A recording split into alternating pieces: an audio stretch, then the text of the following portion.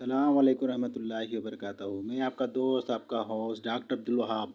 आज मैं आपको फाइनेंशियल लिटरेसी के बारे में कुछ बता रहा हूँ और 10 ऐसे पॉइंट जो कि फाइनेंशियल बुक्स में से निकाल कर मैं आपके लिए लेकर आया हूँ।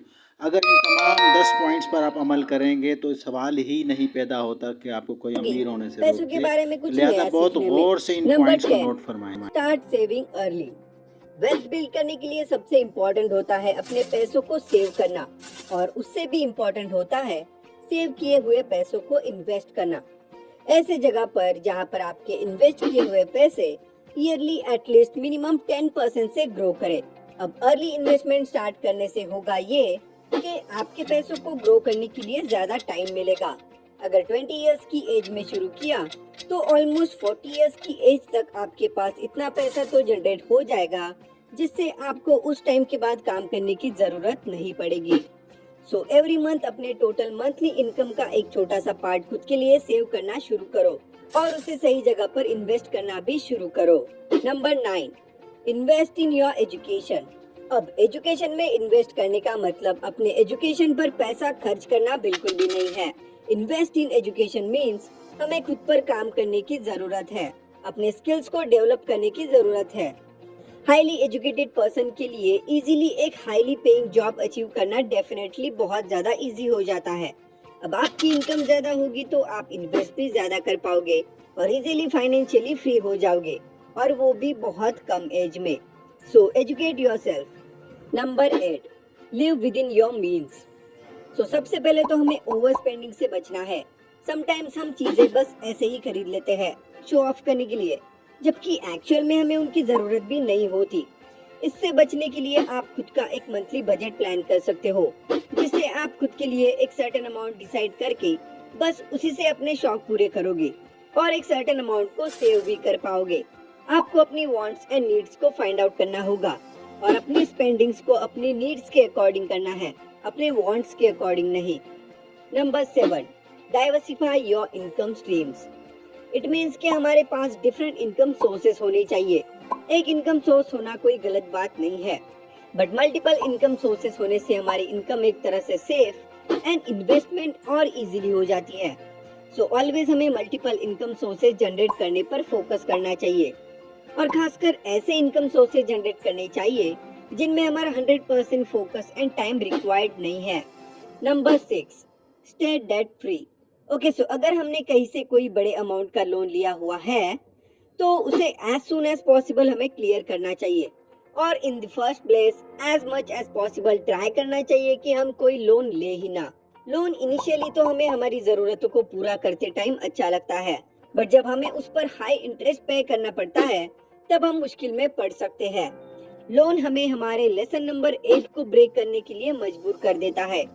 इट मीन्स लोन से हम एक्स्ट्रा खर्चे करने लगते हैं, ऐसे चीजों को ईएमआई पर बाय करने लगते हैं जिन्हें हम इंस्टेंटली कैश देकर खरीद नहीं सकते, और अब जिसके ईएमआई को भरने के लिए हमें काम करना पड़ता है, और हम हमारा वो पैसा एज ए इंटरेस्ट पे कर देते हैं जिसे हम इन्वेस्ट करके रिटर्न जनरेट कर सकते थे। So avoid that as much as possible. Number 5, build strong relationship. Strong relationship build करने से फिर चाहे वो प्रोफेशनल हो या फिर पर्सनल, दोनों ही हमें न्यू अपॉर्चुनिटीज प्रोवाइड कर सकते हैं।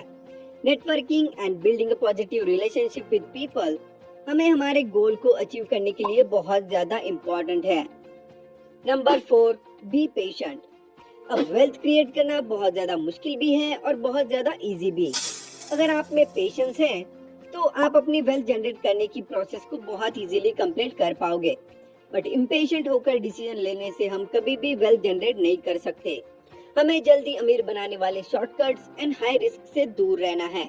Just remember one thing, slow build की हुई वेल्थ हमारे पास लॉन्ग टर्म तक कायम रहती है, और वैसे भी जितना ज्यादा टाइम आपके इन्वेस्टेड पैसों को मिलेगा उतना ही ज्यादा आप रिटर्न जनरेट कर पाओगे और वेल्थ क्रिएट कर पाओगे। सो हमेशा पेशेंस के साथ डिसीजन लेने हैं, अपने पैसों को टाइम देना है और इस प्रोसेस पर बिलीव रखना है। इसका रिजल्ट आपको एक दिन जरूर मिलेगा।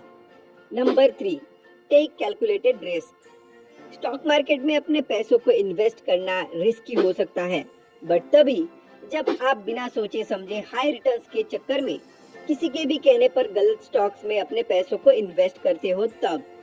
सो कैलकुलेटेड रिस्क का मतलब यही होता है कि हमें हमारे नॉलेज के अकॉर्डिंग अपने पैसों को इन्वेस्ट करना चाहिए।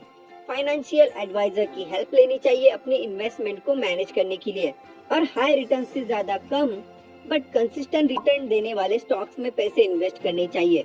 कैलकुलेटेड रिस्क लेने से आपको आपकी लाइफ में सही अपॉर्चुनिटीज मिलती है, और अपने पैसों को सेव करके रखने से आपके पैसों की वैल्यू बढ़ने की जगह कम जरूर हो जाएगी। So you decide. Number 2, give it back. अब ये कोई जरूरी लेसन नहीं है रिच बनने के लिए, बट गिविंग बैक मतलब आप अपने इनकम के एक छोटे से पोर्शन को डोनेट भी कर सकते हो। डोनेशन आपको एक sense of purpose and fulfilment provide करता है, जो समटाइम्स फाइनेंशियल गेन से भी नहीं मिलता। Again it's depend on individuals. And number 1, continuously learn and grow. ये सबसे इम्पोर्टेंट लेसन है। अब इस सब के बाद मीन्स आप जब एक सक्सेसफुल पर्सन बन जाते हो, उसके बाद भी हमें हमेशा न्यू चीजों को सीखते रहना चाहिए, अपने स्किल्स को और खुद को डेवलप करते रहना चाहिए, हमेशा अपनी नॉलेज को बढ़ाते रहना चाहिए, न्यू अपॉर्चुनिटीज को फाइंड आउट करते रहना चाहिए। ये एक ट्रू सक्सेसफुल पर्सन की निशानी होती है। कंटिन्यूअसली खुद को इम्प्रूव करते रहना सबसे इम्पोर्टेंट होता है लॉन्ग टर्म में वेल्थ को जनरेट करने के लिए। So that's it for this video guys. I hope तुम लोगों को ये वीडियो जरूर पसंद आया होगा। अगर पसंद आया है तो लाइक कर देना, एंड चैनल पर नए हो तो प्लीज सब्सक्राइब कर देना। मैं मिलूंगा तुम लोगों से ऐसे ही एक इंफॉर्मेशनल वीडियो में। तब तक के लिए keep watching and keep growing.